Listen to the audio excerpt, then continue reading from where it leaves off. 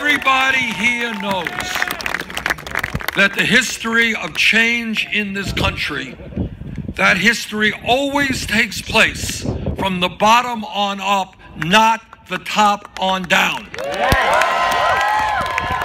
It is never a president who makes the basic decisions. It is the people standing up, demanding the president and Congress do the right thing.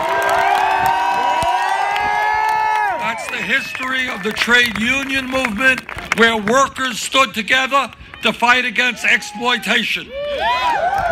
It is the history of the civil rights movement, where the African American community and their allies stood up, fought back, and said that segregation and racism and bigotry and hatred will not be what this country is about.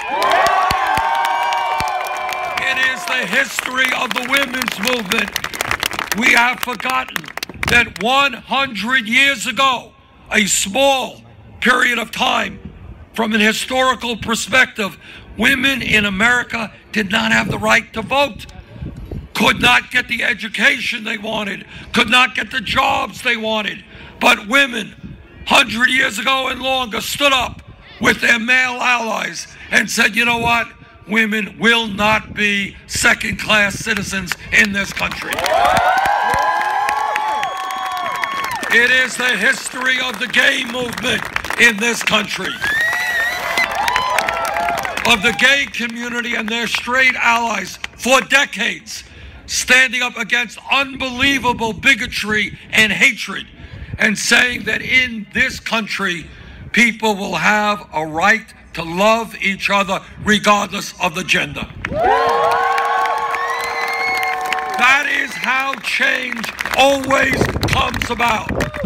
And I'll give you an example, a contemporary example of a profound change that is taking place right before our eyes. If we were here 5 years ago, no time at all, from an historical perspective, and somebody jumps up and they say, you know, Bernie, this $7.25 minimum wage, it's a starvation wage. We have got to raise that minimum wage to $15 an hour.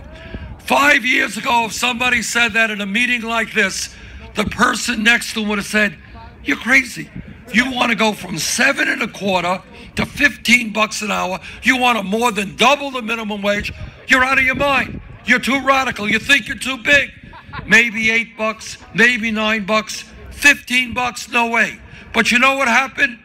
Workers in the fast food industry, workers at McDonald's, workers at Burger King and Wendy's, they went out on strike. They stood up, they fought back. And then you know what happened a few years ago? Seattle, $15 an hour. LA, San Francisco, Oregon, California, and New York State.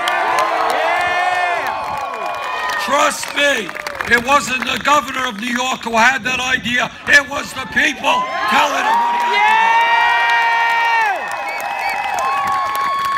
do. And that is how change comes about. When people start moving, the leaders have to lead.